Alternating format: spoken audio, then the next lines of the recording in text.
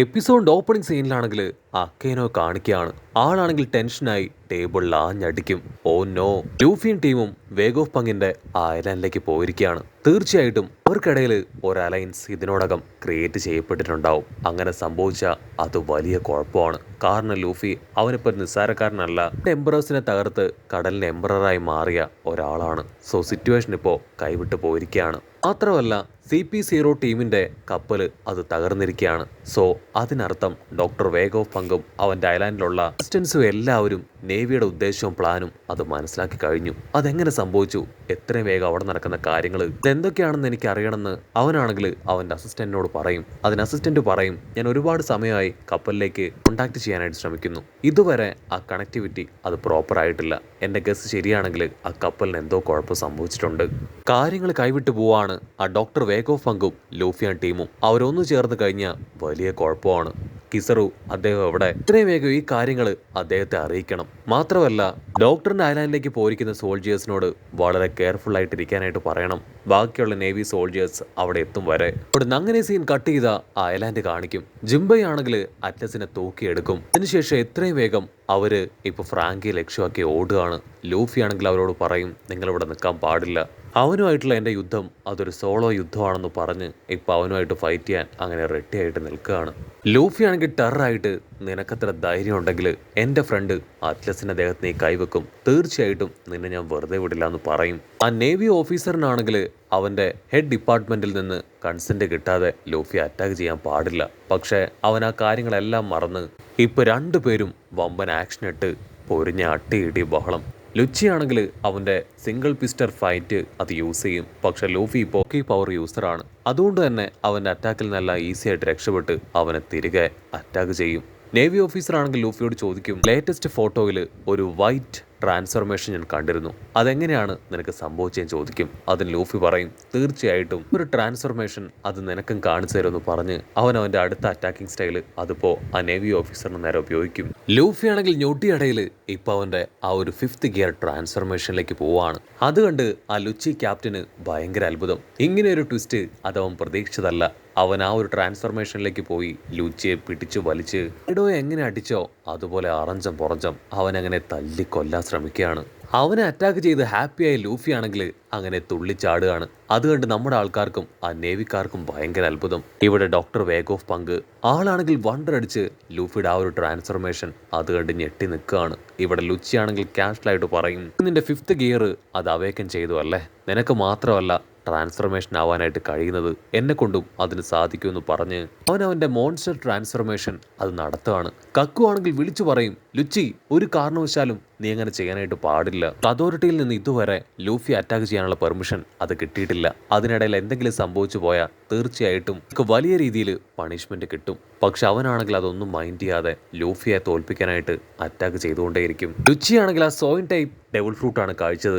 അതുകൊണ്ട് തന്നെ അവന്റെ പവറിനെ മോൾഡ് ചെയ്ത് ഇപ്പൊ നല്ല സ്പീഡിൽ ഉഷാറായിട്ട് ഓടി. അവനങ്ങനെ ഉഷാറായിട്ട് ഓടി ഓടി ലൂഫിയെ റൗണ്ട് ചെയ്യാണ്. ലൂഫിക്കാണെങ്കിൽ അവന്റെ സ്പീഡിൽ അവൻ എവിടേക്കാണ് പോകുന്നതെന്ന് പോലും മനസ്സിലാക്കാൻ കഴിയില്ല. അവനാണെങ്കിൽ ഞൊട്ടിയടയിൽ പാഞ്ഞു വന്ന് ലൂഫിയെ ആഞ്ഞെട്ടിക്കും. ലൂഫി ആണെങ്കിൽ അവന്റെ ബട്ടക്സ് കാണിച്ചു കൊടുക്കും, നിനക്ക് ധൈര്യം ഉണ്ടെങ്കിൽ ഇവിടെ പഞ്ച്. അങ്ങനെ അവർ രണ്ടുപേരും വമ്പം പവർ ഉപയോഗിച്ച് പരസ്പരം പൊരിഞ്ഞ പോരാട്ടം. അവരുടെ ഫൈറ്റിന്റെ ഇടയിൽ അവിടെ ഉണ്ടായിരുന്ന ബിൽഡിങ്സ് എല്ലാം തന്നെ തകർന്നു വീഴുകയാണ്. ഇവിടെ ഡോക്ടർ വേഗ് ഓഫ് പങ്കാണെങ്കിൽ ലൂഫിയുടെ ആ ഒരു ട്രാൻസ്ഫർമേഷൻ കണ്ട് അത്ഭുതപ്പെടും. വാവ്, ഇതെന്ത് തരം ട്രാൻസ്ഫർമേഷൻ ആണ്, ഇത് കണ്ട് എനിക്ക് ഒരുപാട് അത്ഭുതം തോന്നുന്നു എന്നൊക്കെ നമ്മുടെ ആൾക്കാരോട് പറയും. നമ്മുടെ ആൾക്കാരാണെങ്കിൽ സിമ്പിൾ ആയിട്ട് പറയും, അത് ഡെവിൾ ഫ്രൂട്ടിന്റെ പവറാണ്, അവന്റെ 5th ഗിയർ. പക്ഷേ ഡോക്ടർ ആണെങ്കിൽ തീർത്ത് പറയും, ഒരിക്കലും ഇത് ഡബിൾ ഫ്രൂട്ടിന്റെ പവർ അല്ല, ഇത് ഞാൻ ചില ബുക്കുകളിൽ വായിച്ചിട്ടുണ്ട്, അവൻ ശരിക്കും ദൈവത്തിന്റെ അവതാരമാണ്. അത് കേട്ട് നമ്മുടെ ആൾക്കാർ വണ്ടർ അടിക്കും, പ്രത്യേകിച്ച് സാഞ്ചി. ഡോക്ടർ ആണെങ്കിൽ തീർത്ത് പറയും, അവനാണ് സൺ ഗോഡ് നിക്ക, അതെനിക്ക് ഉറപ്പാണ്. മറ്റുള്ളവരെ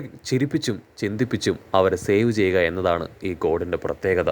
നമ്മുടെ ആൾക്കാർക്കൊന്നും തന്നെ ലൂഫി ഒരു ദൈവമാണെന്ന് വിശ്വസിക്കാനായിട്ട് കഴിയില്ല. പക്ഷേ ഡോക്ടർ വേഗ് ഓഫ് പങ്ക് പറയും, വർഷങ്ങൾക്ക് മുൻപേ ഈ ഒരു ദൈവത്തെക്കുറിച്ച് പലയിടങ്ങളിലും അടയാളപ്പെടുത്തിയിരുന്നു. അതിനുശേഷം അതൊക്കെ നശിപ്പിക്കപ്പെട്ടെങ്കിലും അവന് പ്രിയപ്പെട്ട ആളുകൾ അവരിവിടെ ഉള്ളിടത്തോളം കാലം ഒരിക്കലും അവൻ എന്നേക്കുമായിട്ട് ഇവിടുന്ന് പോകാനായിട്ട് കഴിയില്ല. ഇപ്പോ ആ ഒരു ഗോഡ് ലൂഫിയിലൂടെ ഇവിടേക്ക് പുനർജനിച്ചിരിക്കുകയാണ്. എനിക്കത് കാണാൻ കഴിഞ്ഞതിൽ ഒരുപാട് ഒരുപാട് സന്തോഷമുണ്ടെന്ന് പറയും. അത് കേട്ട് നമ്മുടെ ആൾക്കാർ ഡബിൾ ഷോക്ക്. ഈ ഒരു ലോകം അത് വളരെ ഇൻട്രസ്റ്റിംഗ് ആണ്. ആക്ച്വലി ദൈവം ഉണ്ടോ ഇല്ലയോ എന്ന് പോലും ചിന്തിക്കേണ്ട ആവശ്യമില്ല. ഈ ഡെവിൾ ഫ്രൂട്ട് അത് നേച്ചറാൽ ആക്കപ്പെട്ട ഒന്നല്ല. അതുകൊണ്ടാണ് കടലിന്റെ കേഴ്സോട് കൂടെ അത് ഓരോരുത്തരുടെ കയ്യിലേക്ക് എത്തുന്നത്. ഒരിക്കലും ഡെവിൾ ഫ്രൂട്ട് യൂസേഴ്സിന് കടലിൽ സർവൈവ് ചെയ്യാൻ കഴിയില്ല എന്ന് ഇവിടെ ഡോക്ടർ വേഗോഫ് പഗ് പറയുമ്പോൾ അവിടെ ലുച്ചിയും ലൂഫിയും രണ്ടുപേരും അവരുടെ സർവ്വ പവർ ഉപയോഗിച്ച് പരസ്പരം ഏറ്റുമുട്ടിക്കൊണ്ടേയിരിക്കുകയാണ്. അവരുടെ ലക്ഷ്യം പരസ്പരം തകർക്കുക എന്നത് മാത്രം.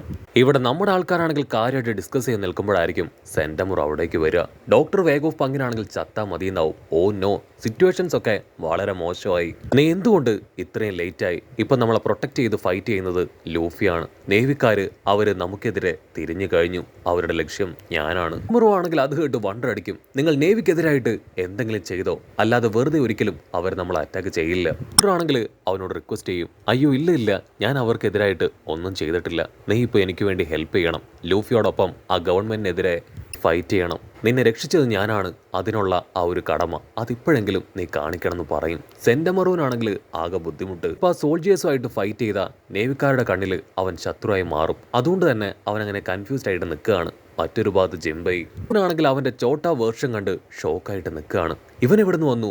ഇവൻ ആര് ക്രിയേറ്റ് ചെയ്തെന്ന് അറിയാതെ അവൻ വണ്ടറടിക്കും. സെന്റമറു ആണെങ്കിൽ അവന്റെ അസിസ്റ്റൻസുമായിട്ട് ഇപ്പൊ ആ നേവിക്കാരെ ഫേസ് ചെയ്യാണ്. നേവി ആൾക്കാരാണെങ്കിൽ അവരുടെ സിസ്റ്റം അതുപയോഗിച്ച് അറ്റാക്ക് ചെയ്യാൻ ശ്രമിക്കുകയാണ്. പക്ഷേ സെന്റമറുവിന്റെ കമാൻഡ് അതിനെ ഓവർറൈറ്റ് ചെയ്ത് നേവിക്കാരെ തന്നെ തിരികെ അറ്റാക്ക് ചെയ്യിപ്പിക്കുകയാണ്. അവർക്കാണെങ്കിൽ സെന്റമറുവിനെ എങ്ങനെ ഹാൻഡിൽ ചെയ്യണമെന്ന് അറിയില്ല. കാരണം അവന്റെ പവറും അതോറിറ്റിയും വളരെ കൂടുതലാണ്. അവരെന്തൊക്കെ ടാക്ടിക്സ് പ്ലാൻ ചെയ്താലും അത് സെന്റമറു ഈസി ആയിട്ട് തകർത്ത് കളയും. ഇനി അവരെ സഹായിക്കാൻ ബാക്കിയുള്ളത് ആ 5 എൽഡേഴ്സ് ആണ്. അവരിവിടേക്ക് വന്ന് കമാൻഡ് കൊടുത്താൽ മാത്രമേ അത് സെന്റമറുവിനും അവിടെയുള്ളവർക്ക് എതിരായിട്ട് ഫൈറ്റ് ചെയ്യൂ. അതല്ലാത്ത പക്ഷം സെന്റമറു ഈസി ആയിട്ട് അതിനെ ഡൈവേർട്ട് ചെയ്ത് അവരെ തന്നെ ഇല്ലാതാക്കിപ്പിക്കും. അവർക്ക് മനസ്സിലാവും സിറ്റുവേഷൻ കൈവിട്ട് പോവാണെന്ന്. അവരാണെങ്കിൽ ആ ഒരു സിസ്റ്റത്തിലേക്ക് നോക്കും. ഒരുപാട് കഷ്ടപ്പെട്ട് ഒരുപാട് ഇൻവെസ്റ്റ് ചെയ്ത് ഗവൺമെന്റ് ക്രിയേറ്റ് ചെയ്ത ഒരു വലിയ ജയന്റാണത്. അത് നശിപ്പിച്ചു കളഞ്ഞ ഗവൺമെന്റിന് വലിയ ലോസാണ്. നശിപ്പിച്ചിട്ടില്ല എങ്കിൽ സെന്റമറുവിന്റെ കമാൻഡ് അത് പാലിച്ച് അത് നേവി ആൾക്കാരെ തന്നെ അറ്റാക്ക് ചെയ്യും. സോ എന്ത് വേണമെന്നറിയാതെ അവർ കൺഫ്യൂസ്ഡ് ആവും. അവരുടെ മുൻപിൽ ഉച്ചയാണെങ്കിൽ സീനിയർ അതോറിറ്റിയുടെ കൺസെന്റ് ഇല്ലാതെ തന്നെ ലൂഫിയായിട്ട് പൊരിഞ്ഞ പോരാട്ടം. സോ ഇപ്പൊ എല്ലാം തന്നെ നിയന്ത്രണങ്ങൾക്കും അപ്പുറമാണ്. ലൂഫിയാണെങ്കിൽ ആ കാര്യങ്ങളൊന്നും മൈൻഡ് ചെയ്യാതെ നിർത്താതെ ഫൈറ്റ് ചെയ്തുകൊണ്ടേയിരിക്കുകയാണ്. ഇവിടെ സെന്റമറു ആണെങ്കിൽ എന്റെ അസിസ്റ്റൻസിനെ ഓരോരുത്തരായിട്ട് ഇപ്പോൾ ഓരോരോ ജോലി ഏൽപ്പിച്ചു കൊടുക്കുകയാണ്. നിങ്ങൾ എത്രയും വേഗം സ്ട്രോഹാർട്ട് ടീമിനെ ഇവിടുന്ന് കൊണ്ടുപോകണം. ആരെങ്കിലും ഓപ്പോസിറ്റ് വരികയാണെങ്കിൽ അവരെ വേണ്ട വിധത്തിൽ ഹാൻഡിൽ ചെയ്യണമെന്ന് പറഞ്ഞ് എല്ലാ കാര്യങ്ങളും അവർക്ക് പറഞ്ഞു കൊടുക്കും. ഇവിടെ ജിംബൈക്കാണെങ്കിൽ അവിടെയുള്ളവരൊക്കെ കാണുമ്പോൾ ഒരുപാട് അത്ഭുതം. കാരണം വാർലോഡ്സുകളുടെ രൂപത്തിൽ ഒരുപാട് സോൾജിയേഴ്സിനെ അവിടെ ക്രിയേറ്റ് ചെയ്ത് വെച്ചിട്ടുണ്ട്. പ്രത്യേകിച്ച് അവന്റെ രൂപത്തിലുള്ള ഒരു റോബോട്ടിനെ തന്നെ അവൻ കണ്ണിമ ചിമ്മാൻ നോക്കി നിൽക്കുകയാണ്. മറ്റൊരു ഭാഗത്ത് ലുച്ചി അവനാണെങ്കിൽ ലൂഫി ഇടിക്കാനായിട്ട് ശ്രമിക്കും. പക്ഷേ ലൂഫി അങ്ങനെ ഡൈവേർട്ട് ചെയ്ത് മാറുകയാണ്. ലുച്ചി ആ മരത്തിൽ പോയി ആഞ്ഞിട്ടിക്കും. ആ മരം തന്നെ പൊട്ടിച്ചെടുത്ത് അവൻ ലൂഫി അടിക്കാൻ ശ്രമിക്കും. പക്ഷെ ലൂഫി അങ്ങനെ കറങ്ങി വന്ന് അവനെ അടിച്ച് താഴെയിടും. ലൂഫി ആണെങ്കിൽ ലുച്ചിയെ നോക്കി കളിയാക്കുകയാണ്. കാരണം ലുച്ചി വളരെ എളുപ്പത്തിൽ ലൂഫിയെ തോൽപ്പിക്കാൻ കഴിയുമെന്ന ധാരണയിലാണ് അവനുമായിട്ട് ഫൈറ്റ് ചെയ്തത്.